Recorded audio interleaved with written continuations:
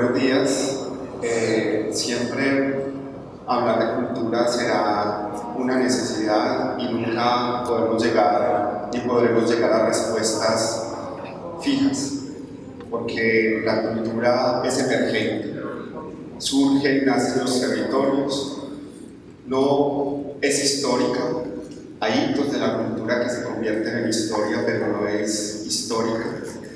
Siempre está cambiando y ondeando, como diría Porfirio, está reinventándose y está surgiendo de esas maneras de mirarnos, poetizar, crear y sobre todo de repensarnos como una sociedad. Nosotros en Medellín hemos venido preguntándonos hace mucho tiempo por qué es la cultura, qué cultura somos, y uno puede lanzar muchas hipótesis. Somos un sincretismo que se ha venido configurando a través de muchos dolores y batallas que han sufrido nuestros territorios. Hemos recibido en Medellín desplazamientos, migraciones, y eso hace parte de la cultura. Todo lo que nosotros hacemos en los territorios, todo lo que construimos desde nuestro escenario, ha logrado algo en Medellín, y es mantener la memoria viva.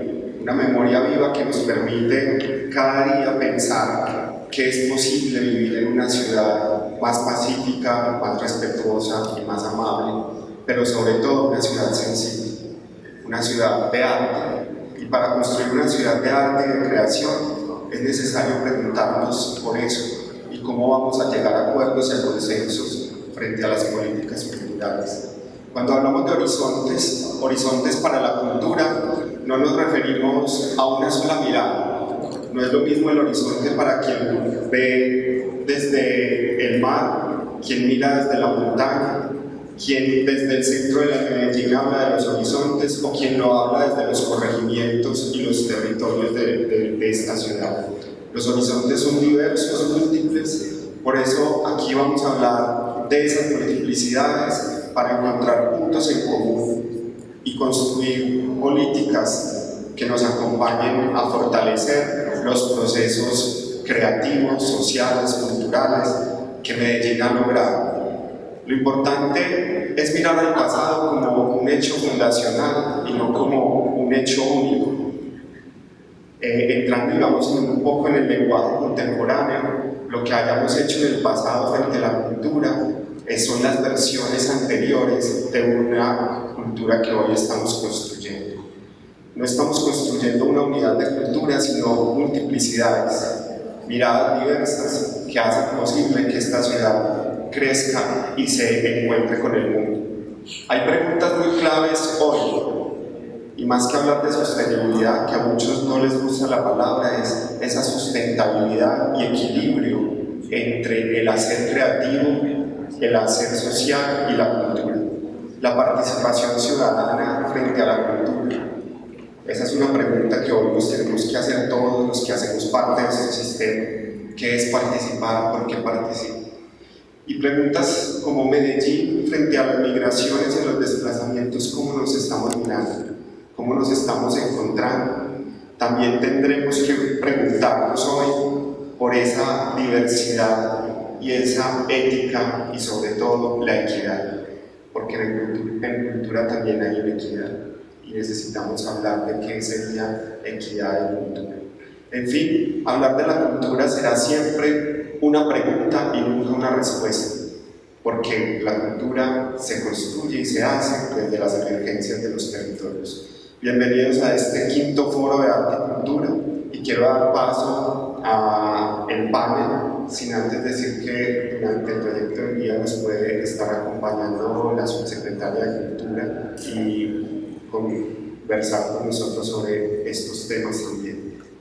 Lo primero que quiero decir con relación a la visión, o lo que a mí me ha tocado pensar y hacer alrededor de las políticas culturales pensadas desde el municipio de Medellín o desde el orden municipal, en nuestro caso, es que tienen una dificultad muy grande con relación a la forma de aplicación o de pensamiento de las políticas culturales que se hacen o se planean desde el orden nacional. La principal diferencia es que nuestras políticas culturales no pueden estar atadas a ningún asunto presupuestal. Por disposición municipal, ninguna política puede tener ese tipo de ligue. Entonces nuestras políticas por eso son mucho más intelectuales, por decirlo así, son más discursivas, plantean unas formas de trabajo y de participación principalmente, o sea, son políticas que establecen una relación entre la Secretaría de Cultura o el orden gubernamental con el orden ciudadano, también muy inspiradas en la política cultural más exitosa que ha tenido Medellín, que es la política de lectura. Y esa política de lectura estuvo basada justamente en eso, en el Comité Interinstitucional de Lectura, que logró llevarlo hasta el orden de política.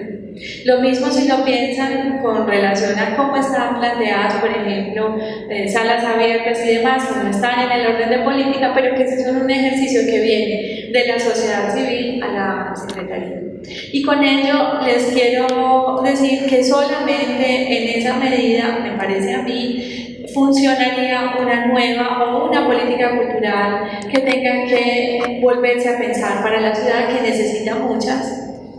Todavía a la ciudad le faltan una gran cantidad de acciones, de políticas, pues para no repetir tanto la palabra, pero si no vienen de ese orden sería muy difícil que ellas puedan realmente, como yo lo veo, acentuarse y traducirse fuertemente luego en el presupuesto. Porque si no tiene una traducción en el presupuesto, pues ya todos ustedes lo saben, es el orden ejecutivo, le corresponde el hacer y si no se traduce de esa manera, le queda muy difícil. Y por eso es tan importante la correspondencia entonces de esos órdenes nacionales y municipales, dadas las condiciones presupuestales de un organismo y de otro. La posibilidad de atar recursos en el municipio de Medellín necesitaría la revisión, y ese es el último punto que quiero que revisemos, de un nuevo modelo de gestión de la cultura en el municipio de Medellín. Hemos llevado más o menos el mismo modelo durante las últimas administraciones, o es decir, pues desde Sergio Fajardo hasta la actual, más o menos los presupuestos son, o la forma de construir esos presupuestos es más o menos la misma, y si se quieren hacer acciones diferentes, será necesario entonces hacer una construcción diferente de esos presupuestos y de la forma de gestión de los mismos. Nosotros en Medellín, y paso al segundo punto, tenemos una dificultad con los acuerdos municipales. Recuerden que fueron primero, o a los más viejitos, fue primero la Mesa de Cultura del Consejo de Medellín y ya luego vino la Secretaría de Cultura. No sé si los más grandes se acuerdan, a mí me tocó, en donde cuando la Secretaría de Cultura estaba unida a la Secretaría de Educación, el principal orden de determinación de muchos de los recursos municipales estaba dado por una mesa que había constituido el Consejo de Medellín. Entonces, la consecución de recursos se hacía principalmente ante el Consejo, que le dictaba a la Secretaría de Educación y Cultura cómo debían hacerse esos recursos. La primera Secretaría de Cultura de Medellín, en el gobierno de Luis Pérez, le tocó hacer esa transición y de alguna forma recibió mucho de la Mesa de Cultura del Consejo de la ciudad, muchas de las acciones que inclusive hoy todavía se traducen en rubros grandes del presupuesto. La Secretaría de Cultura es la que tiene la mayor cantidad de acuerdos municipales de todas las secretarías de Medellín, porque hereda las de ese consejo y porque en un ejercicio político muchas organizaciones, para poder acceder al recurso municipal, imagínense, si para muchos es difícil acceder a un secretario de Cultura, piensen hace 16 o 20 años que era acceder al secretario de Educación y Cultura.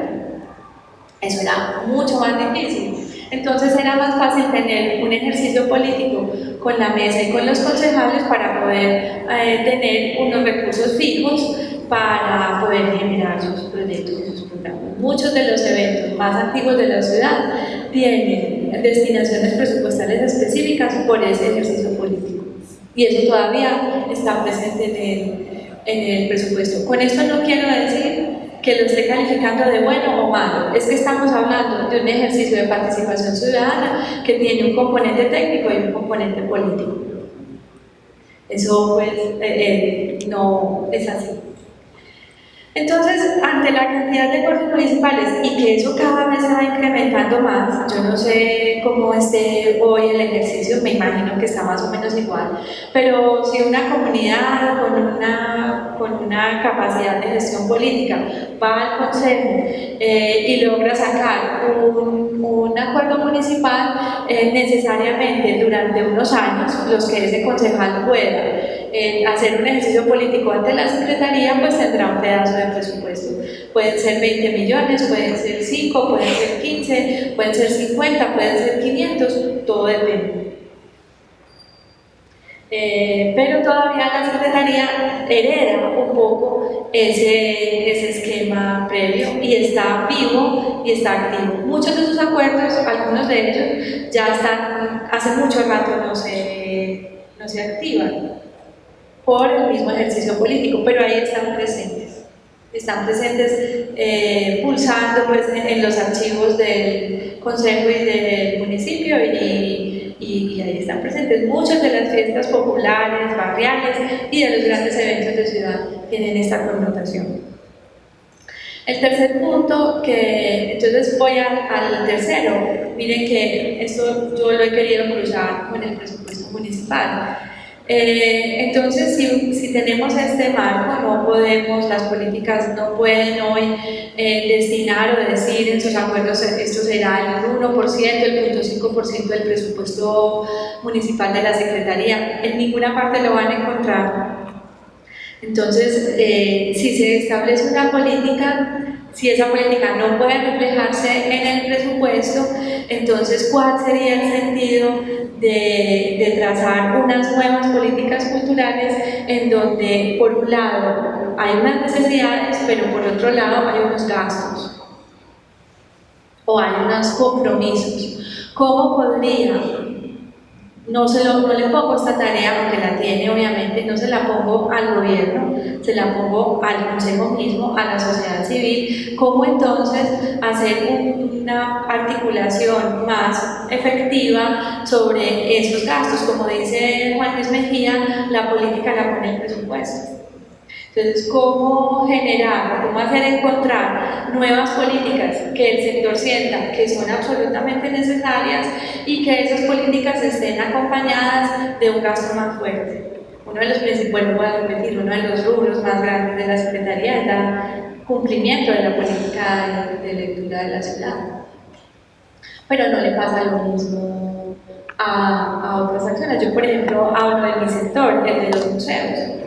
En este momento tiene una política, pero si ustedes la van a ver reflejada en el presupuesto, ese presupuesto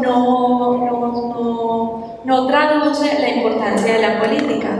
Medellín es la primera en haber establecido una política de museos, ni siquiera el país la tiene, el país no tiene una política nacional de museos, Medellín sí la tiene, pero no se traduce en términos presupuestales esa importancia. Está más dada en el esfuerzo de la sociedad civil de generar la obligatoriedad de hacer la compra masiva de boletería, en lo que se ha llamado el programa de formación de públicos, más que en la política misma. O piensen también, por ejemplo, la necesidad de una política para el cine en la ciudad, lo importante que fue el trabajo de Santiago y que es hoy en el presente con la Cinemateca para Bogotá. Nosotros el retraso fuerte que tenemos, pero tal vez puede ser que el sector cinematográfico de la ciudad necesite hacer un esfuerzo de participación y de presión mucho más para que esa política se impulse, porque vuelvo a repetirles, necesariamente a veces en la Secretaría donde se gasta más, a veces no es donde el sector más puede estarlo necesitando. Muchas gracias. Buenos días, para mí es un placer estar acá. Voy, digamos, como al tema. Yo quiero básicamente, cuando estuve en el Instituto Distrital de las Artes, tuve la posibilidad de estar en muchos foros nacionales e internacionales sobre políticas culturales. Y podría decir que relativamente estuve en casi todos los países de Latinoamérica, conociendo políticas culturales y el estado de las políticas culturales en las principales capitales del continente. Y uno podría decir que Colombia en líneas generales goza de una buena salud en materia de formulación de política pública. Si ustedes revisan el compendio de políticas públicas del Ministerio de Cultura que dictó Germán Rey, encuentran que 500 políticas culturales. Luego el asunto en Colombia no es que no tengamos políticas formuladas, que no hayamos generado espacios de discusión para la formulación de esas políticas, sino más bien radica en la capacidad que tenemos de ejecutarlas, en la capacidad que tenemos de apropiar recursos humanos, institucionales, arquitecturas institucionales y sobre todo recursos económicos para poderlas llevar a cabo. Entonces yo diría que en ese sentido hay como un doble escenario de discusión sobre la pertinencia de para qué y por qué las políticas públicas. Venimos, pues pasaré por aquí rápido, pero de una tradición en la primera mitad del siglo XX de unas políticas públicas pensadas para las bellas artes, entendiendo la cultura como el ejercicio y el fomento de las bellas artes como un escenario, digamos, de difusión y promoción de la cultura canónica europea, a unas políticas culturales ya en los 50 y en los 60 que empezaron a dudar de las ciudadanías culturales que teníamos. Entonces el papel de la cultura era culturizar a la ciudadanía, luego que nos fuéramos incompletos. Entonces el gestor cultural y las políticas culturales tenían que dirigirse a culturizar a la gente. Ya esa apuesta tomó, digamos, como una narrativa más, entre comillas, democrática, cuando se planteó que eso ya no era culturizar a la gente, culturízate, todavía existe mucho.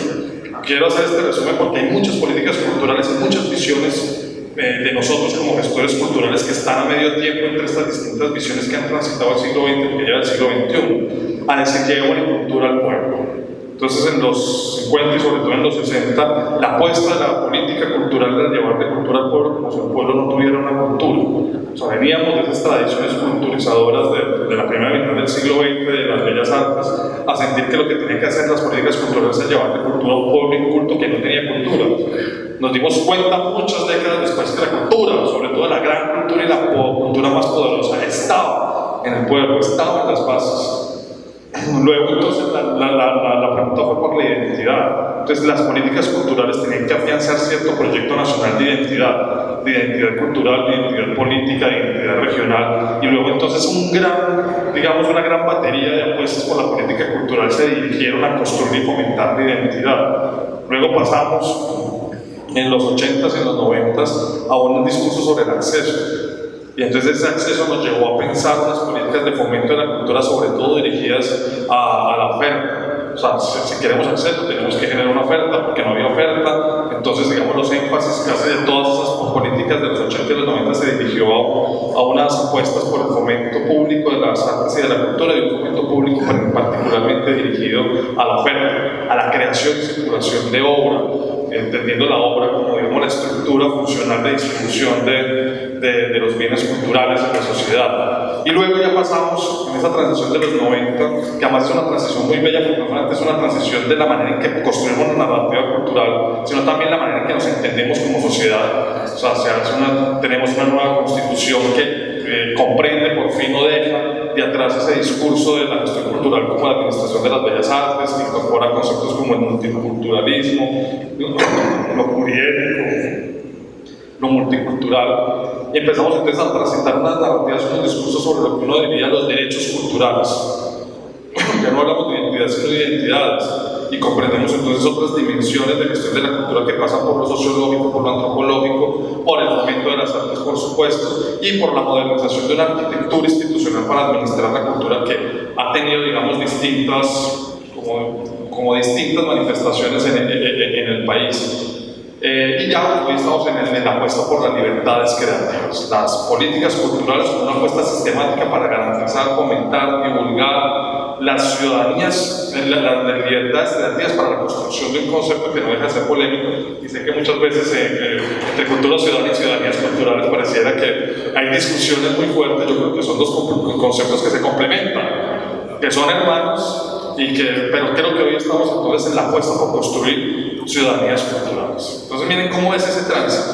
de una política cultural para el fomento de las bellas artes canónicas europeas, a una apuesta por llevarle cultura al pueblo, por culturizar a un pueblo inculto, hasta unas políticas de acceso para luego pasar a una apuesta por políticas culturales para la identidad, para después seguir a unas políticas culturales que le apuestan a los derechos culturales, para hoy estar discutiendo sobre esto de la libertad creativa y la construcción de ciudadanías culturales para la convivencia, para la paz, para la creatividad, para el desarrollo social y el desarrollo económico.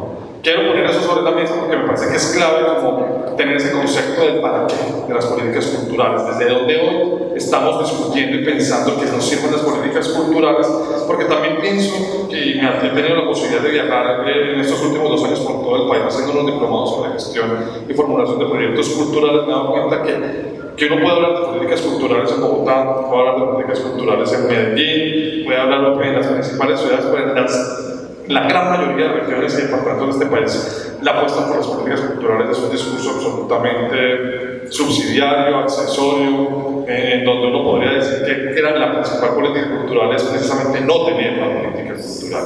Y uno podría decir que eso también se evidencia mucho en los territorios que han sufrido el conflicto. O sea, territorios que han sufrido el conflicto en Colombia fueron territorios en donde la principal política cultural fue no tener una política cultural, porque es en las políticas culturales donde se detonan y se dinamizan una cantidad de procesos de cambio, transformación y movilización social que por supuesto son contrarios a los intereses de la guerra, a los intereses de los amigos de la guerra en este país, que por desgracia todavía son muchos. Entonces creo que ahí hay también una reflexión importante, porque la pregunta por las políticas culturales también es una pregunta por las transformaciones sociales que como ciudadanía queremos tener para construir la manera en que nos narramos, nos pensamos, nos contamos en la ciudad, nos contamos en el país. Yo quisiera también plantear que frente a esta, digamos, capacidad de formular políticas públicas que nos reconoce toda Iberoamérica, es impresionante, todo el mundo añora llegar. Vengo a hacer una consultoría en Perú crearon el Ministerio de Cultura hace menos de 5 años, 6 años, llevan casi 15 años intentando sacar la ley de CID, no han podido, hasta ahorita apenas lo están logrando. Tienen básicamente su apuesta de política cultural está centrada en una conexión sobre los bienes patrimoniales y cómo se comercializan y se monetizan a través de la industria turística, y unos cuerpos artísticos de la nómina estatal que son poderosos y que son maravillosos. A mí me encanta ese modelo, pero pues no es el único modelo posible. Entonces es apenas una pequeña pieza de un modelo mucho más grande. Entonces, por ejemplo, nosotros tenemos unas políticas públicas bien formuladas, pero muy mal ejecutadas. He caminado el país viendo un montón de planes nacionales de cultura sin fuentes de financiación, que a lo sumo han servido para que consultores como nosotros tengamos trabajo, pero que no sirven para nada, que no están apropiados, que nadie los cumple, que ni siquiera los consejos municipales de cultura los conocen, y si los conocen no los quieren, si los quieren entonces ya se sienten frustrados porque no los pudieron sacar adelante. Entonces creo que aquí la apuesta es no es tanto por formular, ya hemos formulado mucho, sentémonos a ejecutar y a construir los mecanismos institucionales para poder sacar estas políticas adelante. De otro lado, pues también siento que por eso es tan importante los espacios de participación, porque gran parte de esas 500, 600 políticas públicas en cultura que existen en el país, básicamente cuando se intentan implementar en los territorios resulta siendo algo que nosotros llamamos en la universidad los OVNIs. Los OVNIs son los objetos culturales no identificados, de los cuales todos los territorios de este país tienen muchos ejemplos poderosos. Los invito a que ustedes simplemente vean cuáles son los OVNIs que tiene Medellín, y estoy seguro que se van a encontrar con varios. Hay ciudades y territorios que tienen que padecen de esa enfermedad y que son unas cosas aterradoras. Entonces llega un alcalde a inventarse la cultura, como tú lo decías, trae a un experto que viene de cualquier lugar a intentar imitar el Park Güell de Barcelona en el parque municipal de no sé cuántas, o que, bueno, no voy a poner ejemplos, pero no voy a enredar con ejemplos, o que quiere imitar cosas que son exitosas en otras partes que no atienden la realidad contextual de los territorios. Entonces creo que ahí hay una primera apuesta por entender la relación entre territorio y política cultural, entre ciudadanía y política cultural, para que esos OVNIs no sean, digamos, hoy como una de las cosas que más legitima el papel del gestor cultural en la sociedad. Yo creo que de otro lado es importante también entender que las políticas culturales hay unas que se tejen desde abajo, que muchas veces vienen de procesos de participación, que hay que cualificar, procesos de participación que hay que realmente volverlos representativos. O sea, ¿a quiénes representamos los gestores culturales que nos metemos en estos esquemas de participación? ¿Realmente sí representamos a algo? ¿Realmente sí representamos alguna agenda? ¿Tenemos claras cuáles son las agendas comunes, por ejemplo, de los gestores y del sector cultural de Medellín? Esas agendas comunes las hemos discutido, las hemos decantado, las hemos comparado, las hemos discriminado, las hemos presupuestado. Hay un plan estratégico para ejecutarlas. O sea, ¿cómo estamos frente a esas agendas? Porque si no tenemos agendas comunes, pues no podemos construir política cultural. Entonces, ¿cuáles son esas agendas? Porque desde abajo, encontrándonos en esos intereses comunes donde pueden salir políticas culturales que sean exitosas y que estén apropiadas. Eso no quiere decir que desde los gobiernos no se puedan implantar políticas culturales. También hay ejemplos importantes. O sea, no todas las políticas culturales que se promueven desde arriba, desde la administración pública, son necesariamente óptimas. Hoy estamos en Bogotá intentando que eso del Bronx no se vuelva un óptimo. Ojalá que no. El reto va a ser ya no de esta administración, sino de la que entra. Importante que haya un clúster para el desarrollo de las economías creativas en Bogotá, que además de un interés urbanizador de gentrificación de una zona de la ciudad, pues sea realmente una apuesta por desarrollar y promover las agendas de la creación y la producción cultural en la ciudad. Pero ¿cómo hacemos para que ese proceso que se implanta sea exitoso en materia cultural? Se puede, hay muchos ejemplos que son interesantes.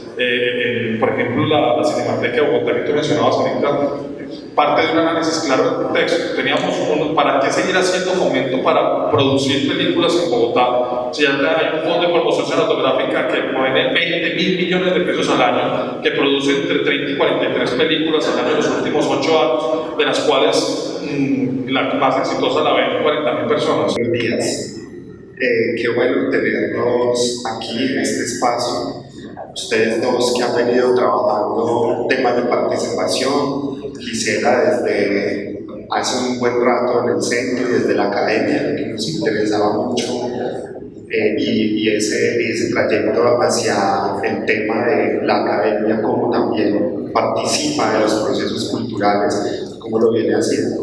Lo mismo que Omar, que ha sido un estudioso y obsesivo también por pensarse las relaciones sociales y culturales de Medellín. Siempre dándole las gracias al Museo de Antioquia porque nos ha prestado y ha facilitado este espacio, que ha sido el espacio de deliberación de la ciudad durante muchos años. Desde lo que dijo María Rosario ahorita, desde el inicio del consejo, donde ese consejo municipal de Medellín, que era Almore, como nuestro consejo, que es un órgano de participación. Y creo que este lugar, este recinto donde estamos, ha sido testigo de la participación ciudadana de Medellín durante mucho tiempo. Tenemos una pregunta que es como la pregunta general problematizadora, y es cómo hacer participación ciudadana en el arte y la cultura hoy. Tenemos una pregunta ahí por la innovación, pero nosotros más que pensamos en la innovación, pensamos es cómo los cambios sociales, culturales, las apropiaciones de nuevos modelos de participación hoy se dan en Medellín. Cómo Medellín ha hecho un proceso de participación, pero ha llegado, digamos, a un punto donde todos creo que estamos en ese consenso de pensar. Y voy a dividir esta pregunta como en dos enfoques.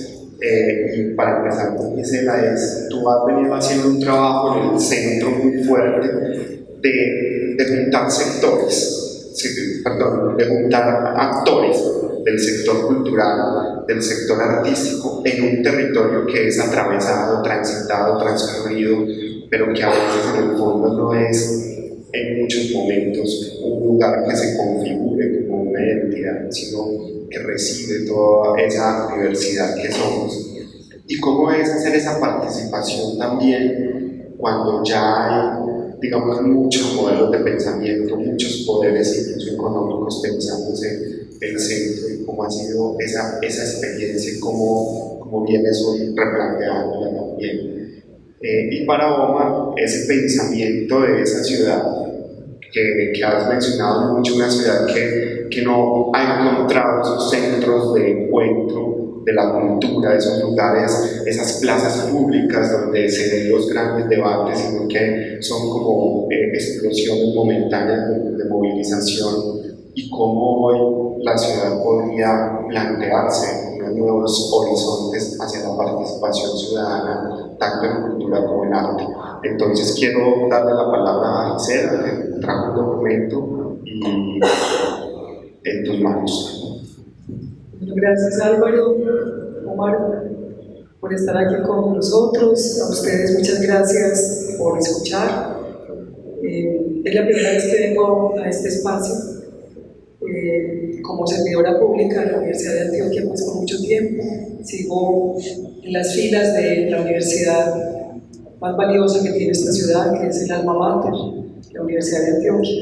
Y me desempeño, como lo mencionaba Álvaro, como líder del programa Cultural Centro de la Universidad de Antioquia, con sede en el edificio San Ignacio, un edificio emblemático, patrimonial, declarado bien de interés nacional, y que hace parte de ese conjunto que se ha venido dando también, o que ha venido dando pasos a una transformación muy importante, como es la plazuela de San Ignacio. Creo que todos ustedes saben lo que viene pasando en ese punto de la ciudad, con entidades como Confama, la universidad, lo que es también articular un trabajo con los vecinos que hacen parte de esta zona, como Bellas Artes, los vecinos de las Torres de Bogotá, Corporación Ateneo y otros. Yo preparé un texto más bien corto, porque me parecía importante llevar al papel las ideas y poder a partir de ahí desarrollarlas y entrar en el calor de la conversación. Entonces, con la venia de todo, voy a hacer la lectura del texto y iré haciendo algunos comentarios acopiados a cada una de las ideas que sigo creyendo son inacabadas, son un borrador que se construye con nosotros, nada es definitivo, no se da ni se pontifica sobre nada. Eso es una de las cosas de las que siempre quiero huir, y por eso entonces voy a poner este tono de la conversación en esta mañana. El texto lo titulé Espantar el déjà vu. Cada vez que se dan espacios de conversación, vuelve la confianza y el oído atento. Vuelve la tranquilidad y cierta calma, tan escasa por estos tiempos.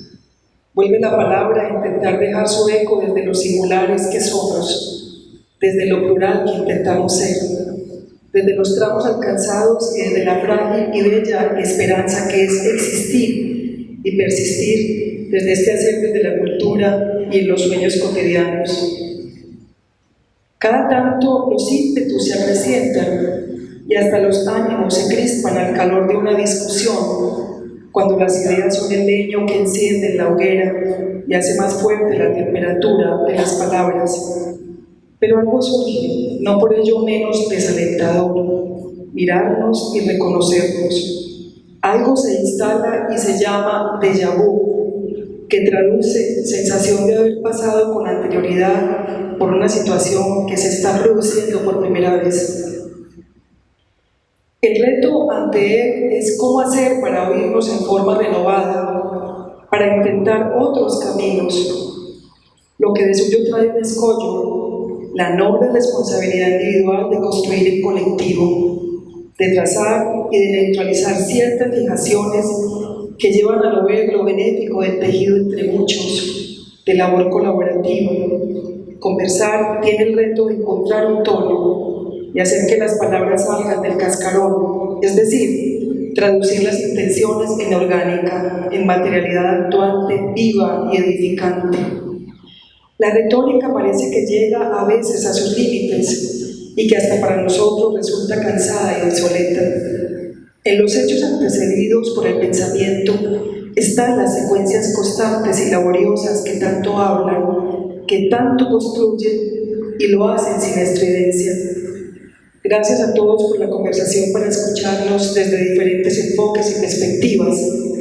Tengo la convicción de que la experiencia otorga como laboratorio de prueba unas claves, y para eso tan añorado que es la construcción en comunidad, pero teniendo siempre presente, como diría el poeta Rainer Maria Rilke, el poeta alemán, El suceder le lleva tanto adelanto a la intención que jamás le damos alcance. Ante la pregunta que nos plantea el Consejo, ¿cómo dinamizar e innovar en la movilización para la participación en cultura con el fin de enriquecer las dinámicas vigentes?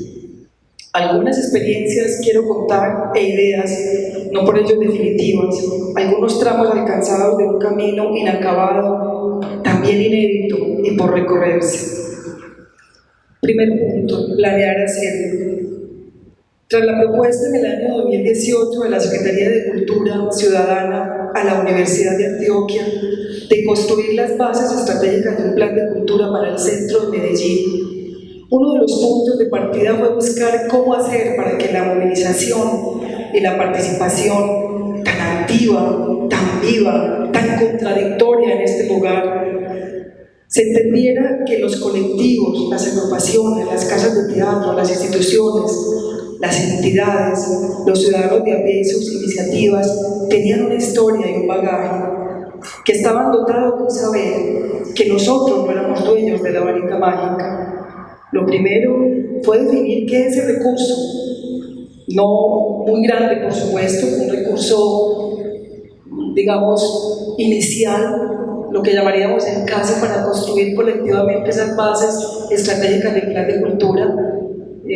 No superó los 400 millones de pesos, esa apuesta durante un año que hicimos, pero que en la primera fase lo que hizo fue decidirnos por una tesis fundamental y era planear haciendo, es decir, lo que se hace en el centro de la ciudad, lo que los colectivos y agrupaciones tienen, lo que las entidades vienen trabajando por décadas, no podía dejarse afuera de esa ecología, de esa comprensión, de esa dinámica.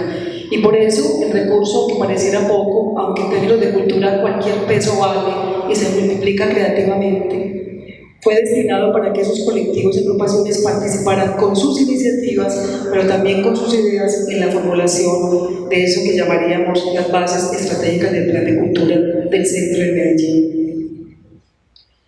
Como segundo, era necesario enaltecer el sentido de la conversación, y de allí la necesidad de proponer preguntas y de llegar a ellas por los mismos actores. Un elemento clave fue traer al universo de la reflexión la confianza. Primer elemento para la participación es la confianza, es decir, no creemos en los otros, somos una sociedad profundamente desconfiada, nos parece que todo lo que nos dicen trae un segundo sello o una segunda intención, y a veces viene de nuevo el déjà vu, ya lo oí, ya lo dijeron, hace 10 años era lo mismo, esa política de la que están hablando, entonces ¿qué pasó? Se engavetó.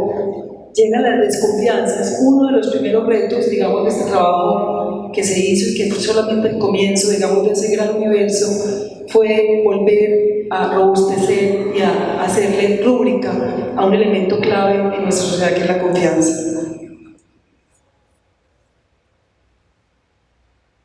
Allí, una instancia novedosa por su cohesión social fue la Alianza Cultural por el Centro y su estrategia de movilización social y ciudadana denominada Caminata al Centro.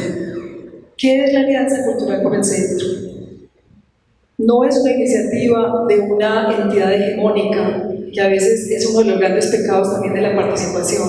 Siempre habrá una voz mayor o mayúscula que se adueñe de la voz colectiva.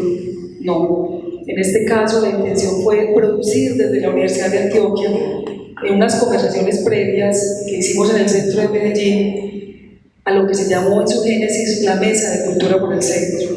La Universidad de Antioquia invita a algunos actores del centro, en este caso, digamos, representativos, con fama, Bellas Artes, Banco de la República, la gerencia del centro, la Corporación Ateneo y otros actores, que nos llevara a la maduración, digamos, de esa semilla a un escenario que en el año 2017 logró la concreción orgánica y fue constituir lo que llamaríamos la Alianza Cultural por el Centro.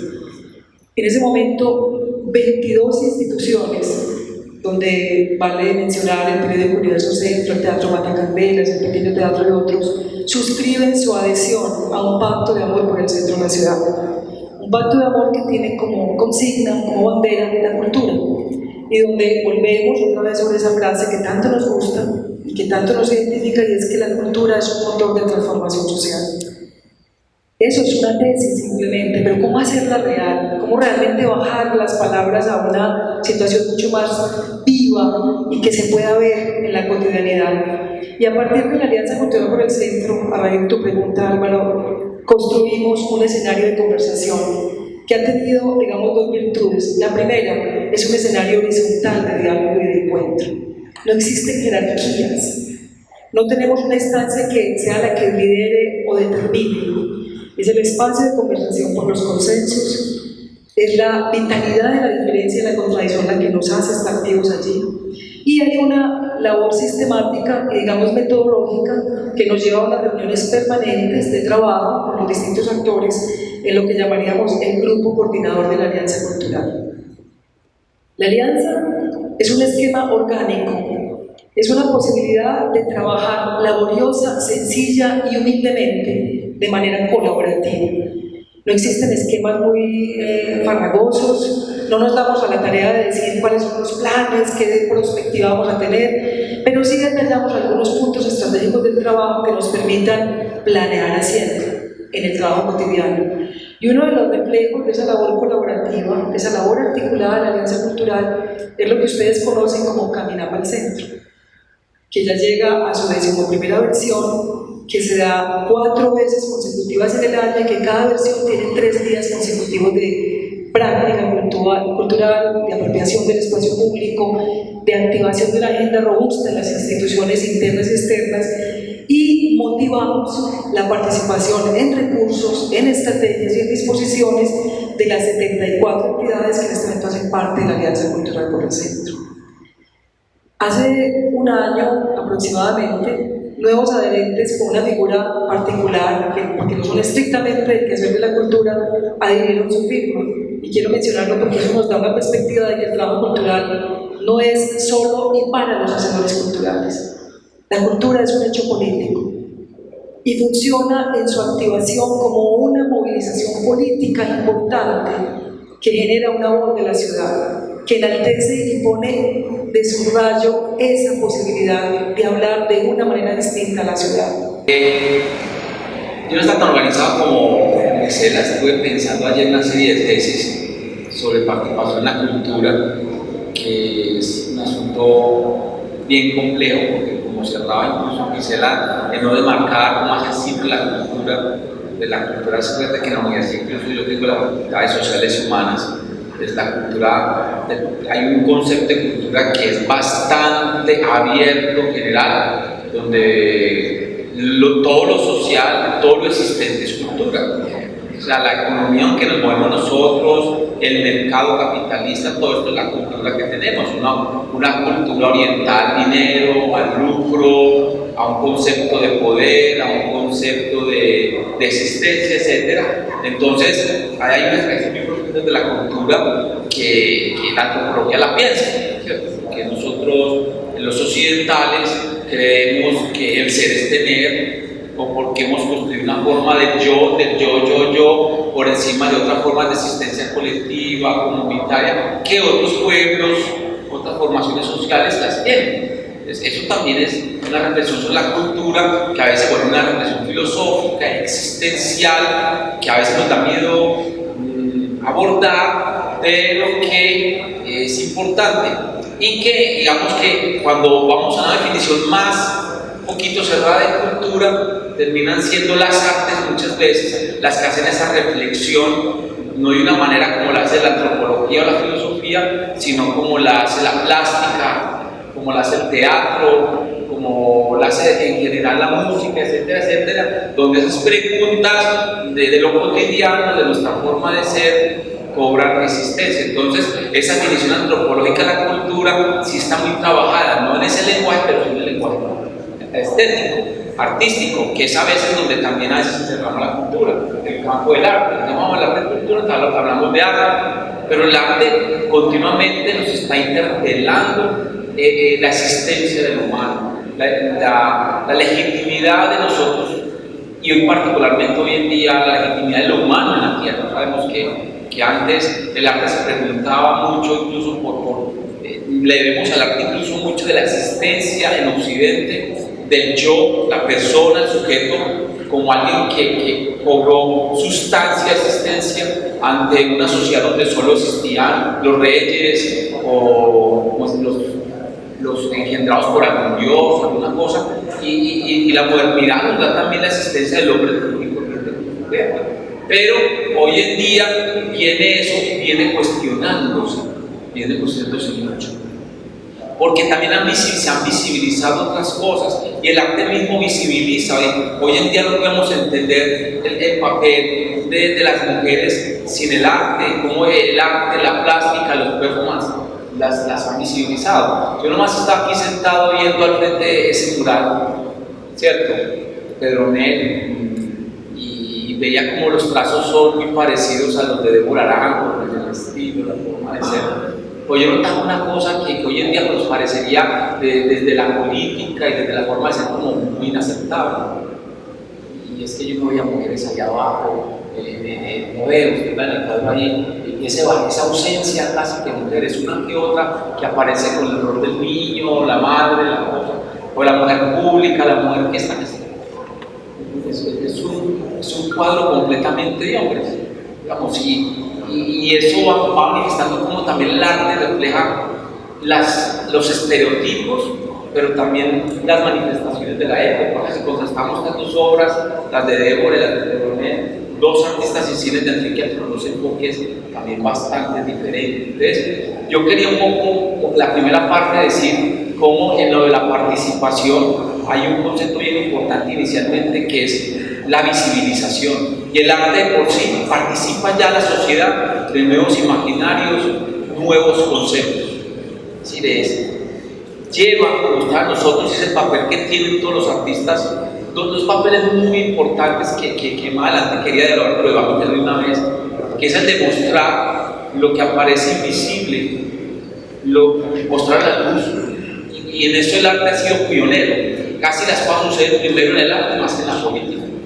O sea, están allá, pero también el arte también tiene otro asunto que para nosotros es muy complicado y que más adelante diré, es el de integrar el pasado y la tradición con lo nuevo. Yo que a veces represento aquí la cultura patriarcal, donde uno se habituó a discutir con hombres, pero que después hay que ir incorporando ese otro que uno, así uno lo dijera, la mujer, no, si es igual, pero en las prácticas, como hemos visto, siempre llamamos a la mesa hombres, esposas hombres, y no, la mujer sí es muy importante, pero no participa en los procesos de decisión, incluso inconscientemente. O sea, no es que uno se haya decidido, no es que aquí no van a participar mujeres, no, es que no se le pasa por la mente a uno que la mujer es importante estar ahí. Ahí, ese acto que sigue para la sociedad normalizada, del acto del reconocimiento de los otros, es un acto fundamental, y en ese asunto la participación de la mujer ha sido muy importante. Es decir, reconocer que las etnias, que los indígenas, que las negritudes, que las mujeres, que la población también son ciudadanos. Y en ese sentido viene un asunto importante, la participación de toda la cultura occidental. Hoy, digamos, lo que es una base de la teoría democrática ciudadana es que la ciudadanía también es un acto de lucha por el reconocimiento, que implica dos: una lucha de los que han sido invisibilizados por hacerse reconocer y construirse como mujeres. Es decir, las mujeres no llegan a ser reconocidas por mujeres porque los hombres de buena gana decimos reconocerlas, sino porque hay un proceso histórico de demanda por el reconocimiento. Y hay una pregunta en la sociedad instalada de la validez de por qué es importante reconocer al hombre como sujeto. Aquí es que no estamos partiendo de un reconocimiento irracional, porque es que la mujer, en la cultura patriarcal tradicional, y vamos a nuestras matrices griegas, la mujer era solamente algo necesario para la reproducción masculina. Pero después para allá la mujer es como que perdía un objeto decorativo, bonito y para reproducir, pero incluso hasta los viejos que uno los quiere tanto, la mujer era solo existente entre los hombres. O sea, la mujer era algo necesario. Cuando hoy se plantea que la mujer es un sujeto complejo, igual, de interesante, racional, es porque nosotros también tenemos la sociedad la tiene que estar en esa pregunta. Entonces, la participación ciudadana tiene esos dos elementos. Un elemento que es bien importante es instalar lo que es el elemento del conflicto. O sea, el elemento del conflicto es porque instala esos invisibilizados, esos no reconocidos en la mente de los que están acomodados en la sociedad normalizada. Y ahí es un elemento que la teoría democrática contemporánea dice, es que la democracia no puede existir sin el elemento tensionador, sin el elemento dialéctico del conflicto. La sociedad, y eso nos lo decía un viejo antioqueño también, muy caro para todos nosotros, Estanislao Soler. Es decir, no, cuando el texto famoso que él escribió del hombre de la dificultad. Es decir, nosotros a veces imaginamos la democracia y la participación como si fuera un jardín de claveles. No digo ni de rosas, porque las rosas tienen espinos, más suavecito y que vamos, hermoso, pero toda la acción política, toda la acción de la libertad, como lo decía también una mujer muy importante, Hannah Arendt, que ella decía que la libertad solo existe en la política, a diferencia de Adorno y otras cosas. La libertad porque es donde se plantean los problemas, donde el sujeto se pone en cuestión con el otro, donde el otro tiene que darle algo que me parece muy importante de los británicos en su política histórica, es devolver la autonomía al otro. Cuando hablan de descentralización, no hablan de descentralización, no hablan de devolución del poder, y devolución del poder que dicen que el otro es autónomo y hace cosas que a uno no le gustan, pero que hay un marco de respeto, que hay un marco de resolver las diferencias y el conflicto, que nos hacen parte del otro, es que nos reconocemos porque creamos un concepto, que es la tercera cosa, pasar del reconocimiento a ser con el otro. Somos parte con el otro, aunque somos diferentes, unos en la diferencia. La unidad en la diferencia de la política. Y es lo que a veces nosotros en la participación política en nuestro país todavía nos dificulta, ser o no una diferencia. Creemos que la unidad política, que la comunidad política es la comunidad de los iguales. La única igualdad que existiría ahí, diría Aristóteles, hace ya 2500 años, es la igualdad ante la norma, ante la ley, en que tenemos iguales derechos, ¿sí? La isonomía, pero que esa isonomía está pasada por la autonomía, ¿sí? Porque también somos sujetos que también en esa relación compleja nos dotamos de nuestras propias normas, etc.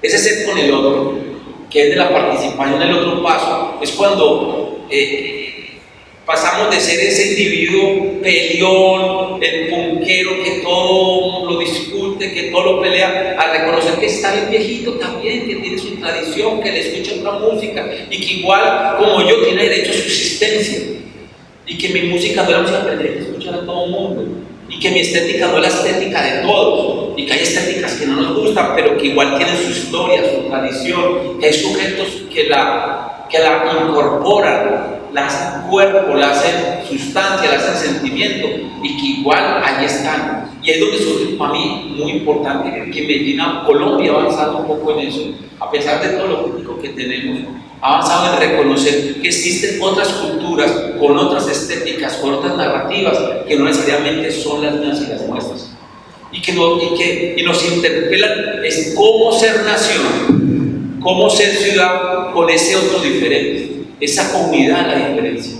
Y es donde a veces tenemos que avanzar en un concepto de ciudad que no es la ciudad de los igualitos cortados por la propia tijera, sino una ciudad diversa, pero que la ciudad diversa no implica el pensar igual, sino que implica también, estoy hablando con esto, el Ateneo, también implica divergencias, pero esas divergencias también no son, también hay que plantearse una ética de la divergencia, no es la divergencia como tengo una palabra aquí muy mal tratada, no es la divergencia del terrorista que va a destruir la comunidad porque es que no me gusta, entonces pongo una bomba pero es una divergencia teórica, estética, que le plantea al otro inquietudes, y el arte ha sido, me acuerdo mucho del arte de los años 70 con los Bergman, los Apelis, con los desnudos, también muy relacionado con la música, es decir, había una divergencia estética que le cuestionamos a la sociedad, ¿para dónde es que va? Cuando el mundo decía no hay futuro, no pienses más en él, es porque hoy en día nos dice esta niña de 14 años, Greta,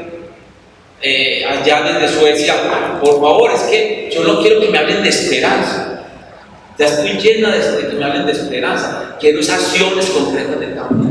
Entonces ahí estamos hablando ya de una parte que no hemos hablado en Medellín, que es la gobernanza. Hoy estamos hablando de los temas que he hablado en la universidad, de gobernanza lo ambiental, yo he venido hablando con otra gente, y gobernanza de la cultura. Y eso implica pensar que no solamente son consejos de buena voluntad, sino que hay representantes de la cultura a los cuales la cultura también les exige. Es decir, este consejo podría elegir representantes, 4 o 5, encargados de gestionar, monitorear la cultura, pero que también le tienen que rendir cuenta al consejo, y si no lo hace, le quitan el mandato. A mí me parece muy interesante, yo cada vez estoy más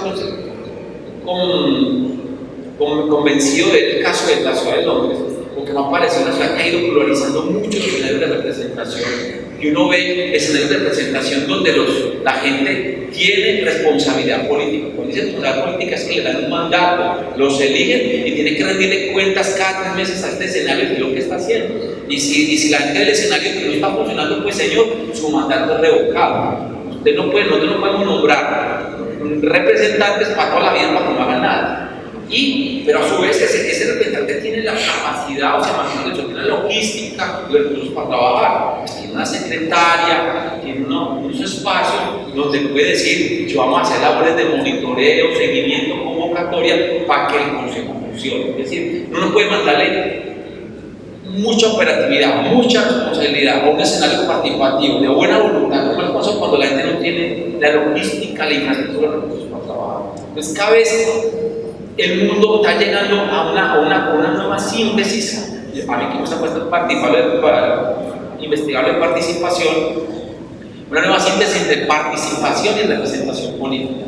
Es que hubo un tiempo donde nosotros criticamos mucho la representación política porque teníamos solo como modelo los consejos, los representantes, los veíamos muy involucrados en los negocios de la politiquería. Entonces esa duda siempre sobre la representación. Entonces venimos con la participación política de buena voluntad, asambleas, movimientos, pero hay un momento en que de tanto participar ya hay un cansancio de participación, porque al último la sociedad exige voluntad y voluntad ciudadana, pero esos ciudadanos llegan a un momento en que se agotan porque, como les decía ahorita, tienen una vida económica también, una vida familiar, una vida afectiva que también es demanda. Entonces la ciudad ha empezado a entender las ciudades que se trata de entender que la representación no es solo representación a partir de partidos políticos. Muchas gracias. Yo creo que hay una visión de la participación actual de la ciudad, que el ejercicio por el centro nos pone otra vez en el discurso de somos centro, necesitamos reconfigurarnos como espacio, pensarlo desde la cultura, pero con una incidencia política y social, generar esos ecosistemas y desde la universidad venir aportando a esto, que es incluso rutas de planes de desarrollo cultural que nosotros hoy tenemos como tarea hacernos, plantearnos. La próxima administración tiene la obligación, sí o sí, de generar el nuevo plan de desarrollo cultural de la ciudad, porque ya terminó.